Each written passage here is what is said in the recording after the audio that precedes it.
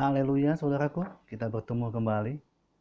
Hari ini saya akan membawakan renungan firman Tuhan yang saya berikan judul Beriman di Tengah Badai. Saudaraku,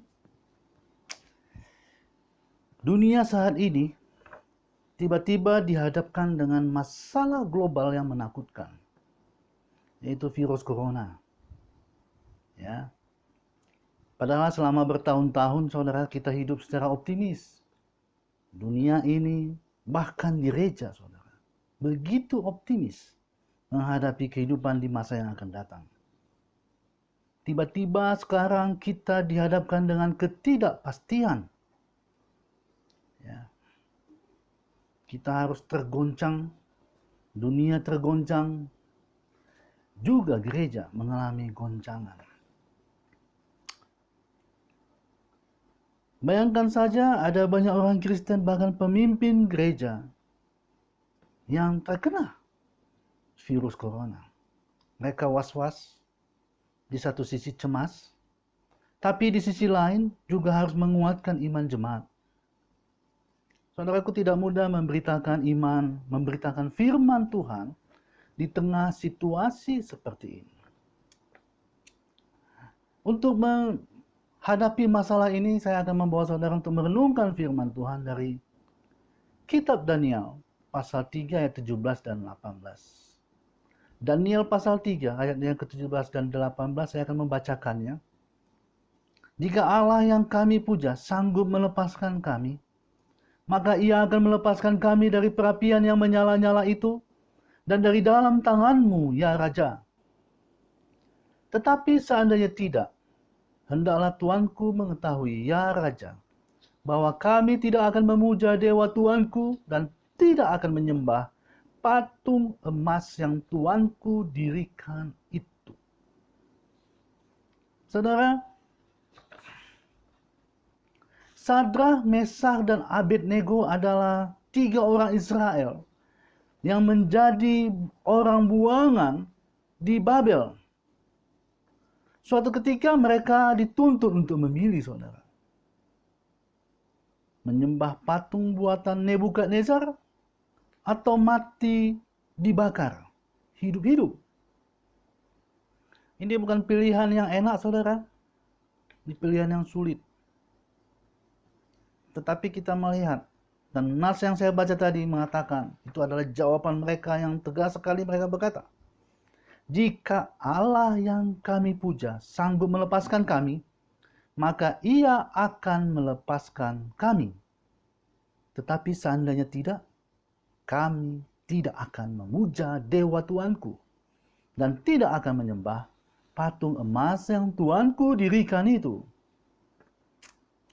Kalau menggunakan bahasa yang lebih teologis sekarang ini, saudara, mereka seolah-olah berkata begini, kami percaya Tuhan sanggup melepaskan kami dari perapian yang menyala-nyala itu. Tetapi jika dia tidak melepaskan kami tetap percaya padanya dan tidak beralih kepada yang lain. Saudara, ini adalah ungkapan iman dari Sadrah, Mesakh, dan Abednego. Sebuah iman yang tanpa syarat. Saya percaya Tuhan bisa menolong saya. Itu iman Abednego. Sadrah, Mesakh, dan Abednego. Bagaimana kalau Tuhan tidak tolong saya? Mereka berkata, saya tetap percaya Tuhan. Ini adalah iman yang alkitabiah. Apa itu iman, saudara? Saudara, sering kita mendengar orang berkata, jangan takut, tetap beriman, sekalipun ada COVID-19 ini. Tuhan pasti melindungi kita. Pernyataan ini tentu saja baik, saudara, untuk membangun semangat orang percaya. Tapi pertanyaannya, apakah jika beriman, maka kita akan terhindar COVID-19? Apakah orang yang kena COVID-19 itu pertanda bahwa orang itu kurang beriman? Saudaraku, pada zaman now ini, kita seringkali ditawarkan pada konsep iman tertentu. Konsep tertentu tentang iman, yaitu konsep iman di mana dikatakan iman itu pasti membuat kita berhasil, aman, selamat dari malapetaka dan kesulitan. Ini sebuah konsep iman yang mendorong kita akan jalan terus. Bagus. Walaupun sulit, kita punya keyakinan. Dikatakan asal tetap percaya, pasti berhasil. Memang ini adalah konsep iman yang sering digunakan orang pada zaman sekarang. Usahamu pasti berhasil. Kamu pasti tidak akan celaka. Semua will be fine. Semua akan baik-baik saja. Dengan konsep iman yang sekarang ini, seperti ini saudara, ketika datang wabah virus corona, saya yakin saudara, ada banyak orang yang terkejut, panik. Ketika mereka mendengar, wah pendeta anu positif COVID-19. Wah pendeta gereja itu meninggal karena COVID-19. Mereka goncang saudara. Mereka tergoncang. Dan bertanya, bagaimana ini? Kok bisa begini? Wah dia itu orang yang diurapi Tuhan. Kok bisa begini? Ada yang shock. Dan ada juga yang mencibir, mengejek. Saudara, pertanyaan sederhana yang perlu kita ajukan adalah apa itu iman? Apakah iman adalah seperti yang kita konsepkan tadi? Percaya Tuhan akan melewatkan kamu. Percaya kau akan berhasil. Apakah itu yang disebut iman? Luther menjelaskan tentang iman ini saudara. Dan kita beruntung, bersyukur. Martin Luther sudah menggumuli ini terlebih dahulu. Dia mengatakan iman itu ada 3 pokok. Tapi saya akan bicarakan salah satu pokok tentang iman yang dijabarkan oleh Luther. Martin Luther, seorang tokoh reformasi berkata, iman itu menyangkut kepercayaan kepada janji-janji Allah. Ya. Tapi bagaimana caranya kita percaya pada janji-janji Allah itu? Orang zaman sekarang mengatakan, wah kita klaim janji Allah. Klaim. Mengklaim itu sebenarnya hanya sebatas bahwa mengatakan bahwa janji itu benar untuk kita. Hanya itu saja saudara. Tapi menurut Luther, iman bukan sekedar hanya percaya bahwa janji itu benar. Tapi iman berarti siap untuk bertindak atas dasar kepercayaan itu. Dan menyandarkan diri kita kepadanya. Caranya bagaimana? Yaitu dengan percaya dan pasrah kepada Tuhan. Memasrahkan diri kepada Tuhan. Luther membuat sebuah ilustrasi tentang sebuah kapal. Iman itu diilustrasikan oleh Martin Luther bahwa kita itu naik ke kapal, masuk ke dalamnya dan pasrah kepada, memasrahkan diri kepadanya, dan kita akan sampai ke seberang.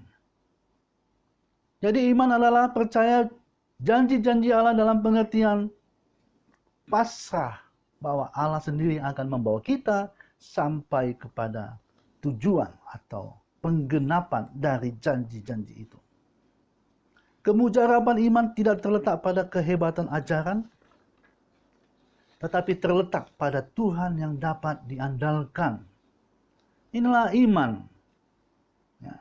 Inilah iman yang menurut Martin Luther iman yang alkitabiah. Salah satu konsep iman yang penting bagi kita untuk kita pegang. Hubungan iman dengan janji Allah bukan dengan berbagai macam klaim, saudara. Tapi dalam wujud kepasrahan kita kepada Allah yang akan menggenapi janji itu. Saudaraku, kita terlalu lama dicekoki dengan konsep iman, dijamin mantap. Iman, kalau kamu beriman dijamin sembuh, dijamin berhasil, dan seterusnya. Padahal dalam Alkitab kita bisa melihat pahlawan-pahlawan iman. Dalam Alkitab, saudara, kita lihat pahlawan-pahlawan iman. Yang karena imannya, Elia misalnya, harus lari dari amukan penguasa. Lari, saudara. Daud yang walaupun dengan iman dia berhasil membunuh Goliat. Kemudian dia juga lari, sembunyi dari Raja Saul. Dan kemudian berpura-pura gila agar tidak ditangkap oleh orang Filistin. Stefanus, saudara. Dia dengan gagah berani memberitakan Injil. Tapi dia tewas mengenaskan, dilempar batu pada waktu itu. Iman Stefanus tidak membuat dia sakti mandraguna sehingga ketika dilempar, batu itu tidak kena ke tubuhnya. Tidak begitu, saudara.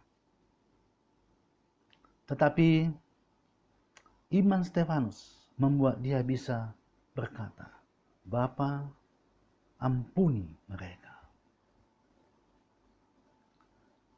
Iman Daud membuat dia bisa berkata, aku tidak akan mencelakakan orang yang diurapi Tuhan, sekalipun orang itu berbuat jahat padaku.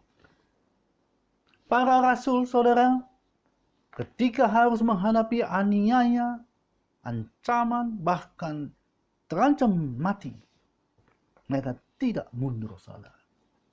Iman mereka membawa mereka terus maju. Dan ketika resiko yang terburu-buru, yaitu mati sebagai martir, mereka terima itu dengan sukacita, dengan tabah. Saudaraku, di tengah pandemi ini yang entah kapan akan berlalu, kita perlu sadar, saudara, bahwa dengan sebuah kepastian, Yesus telah mati dan bangkit untuk kita. Kita harus sadar bahwa pandemi ini tidaklah menghilangkan keselamatan kita. Seperti Sadrah, Mesah, dan Abednego yang berkata, kami percaya kepada Tuhan, kami percaya Tuhan sanggup melepaskan kami dari perapian yang menyala-nyala itu, tapi jika dia tidak melepaskan kami, kami tetap percaya padanya dan tidak beralih kepada yang lain. Kita juga, saudara, bisa memperkatakan iman kita. Kami percaya Tuhan sanggup melepaskan kami dari COVID-19 ini. Tetapi jika dia tidak melepaskan kami, kami tetap percaya padanya dan tidak beralih kepada yang lain. Kita berani melangkah dengan sebuah kepasrahan bahwa Tuhan sendirilah yang mewujudkan janjinya kepada kita dalam kehidupan kita. Dan janjinya yang paling tinggi, terutama, dan ini yang sekarang sering dilupakan, yaitu bahwa kita akan bersama-sama dengan dia sampai selama-lamanya. Hidup di bumi ini, saudara, hanya sementara, saudara. Tapi dalam kekekalan kita akan bersama-sama dengan Kristus, bersama-sama dengan Bapa. Dan itu hanya dia yang bisa mewujudkannya. Saudaraku, ya, walaupun ada banyak anak-anak Tuhan yang menjadi korban COVID-19, bahkan banyak juga pendeta dan pelayan yang menjadi korban. Yang terpenting bukanlah bagaimana cara mereka berakhir hidupnya. Tapi yang terpenting adalah apakah mereka tetap pasrah dan 100% mengandalkan Tuhan sendiri yang mewujudkan janjinya. Bahwa orang-orang percaya akan bersama-sama dengan Kristus dan tidak bisa dipisahkan oleh apapun juga, termasuk oleh kematian. Haleluya. Jadi saudara, bersukacitalah. Di dalam Kristus, hidup kita tidak akan berakhir di bumi ini. Kita akan bersama-sama dengan Kristus, bersama-sama dengan Bapa dalam kekekalan, di tempat yang dimana tidak lagi ratap tangis, tidak lagi penderitaan, tidak lagi penganiayaan.